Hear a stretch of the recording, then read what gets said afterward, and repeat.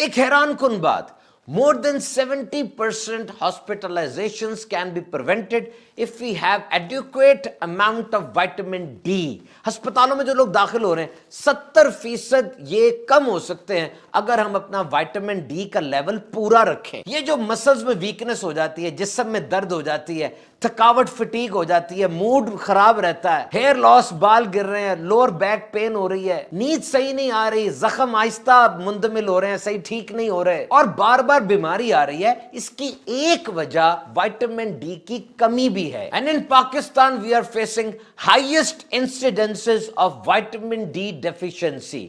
بلکہ پورے south Asia میں، پاکستان، انڈیا، بنگلہ دیش کے اندر 80% لوگوں میں وائٹامن ڈی کی کمی پائی جاتی ہے. اور پریگننٹ وومن یعنی حاملہ خواتین میں 79.7% وائٹامن ڈی کی کمی پائی جاتی ہے، جس کی وجہ سے بہت ہی فیٹل کمپلیکیشنز یعنی بہت خطرناک پیچیدگیاں وہ ہو سکتی ہیں، جن میں پری میچور ڈیتھ اور مس کیریج بھی شامل ہے. اب وائٹامن ڈی کیسے حاصل کی جائے جناب؟ Historically humans have derived most of the vitamin D as a result of exposure to sunlight.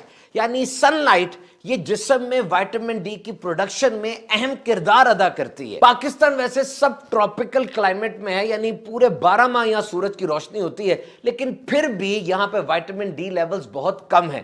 گاؤں میں آپ دیکھیں لوگ توانا ہوتے ہیں، صحت مند ہوتے ہیں، وہ سورج کی روشنی زیادہ لیتے ہیں.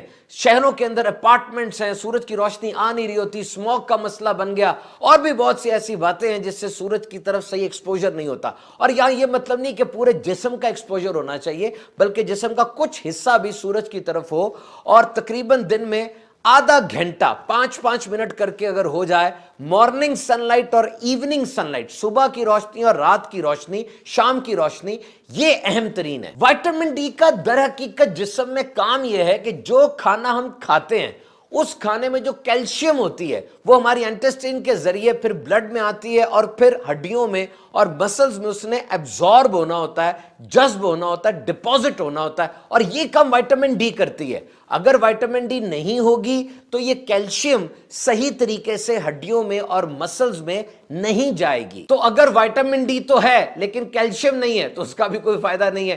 تو کیلشیم انٹیک یہ بہت ضروری ہے. تو اگر سن لائٹ پراپرلی نہیں لے پا رہے تو وائٹامن ڈی اب ڈائٹ کے ذریعے اور سپلیمنٹس کے ذریعے لینی ہے. وہ کھانے کون سے ہیں جن میں وائٹامن ڈی موجود ہے؟ Fish, red meat, egg, breakfast cereals یعنی ناشتے میں جو سیریلز لیے جاتے ہیں، milk and orange juice fortified سے مراد یہ ہے کہ بہت سی چیزیں، وائٹامنز اور سبسٹینسز ڈال کے اس ملک کو زیادہ سٹرونگ کیا جاتا ہے. اور اس کے لیے ایک بلڈ ٹیسٹ بھی ہوتا ہے، وائٹامن ڈی لیولز. وہ بلڈ ٹیسٹ آپ کروائیں، ڈاکٹر صاحب کو دکھائیں، ہو سکتا ہے آپ کو وائٹامن ڈی سپلیمنٹس لکھ کے دیے جائیں. اللہ تعالی ہم سب کو شفائے کاملہ عطا فرمائے.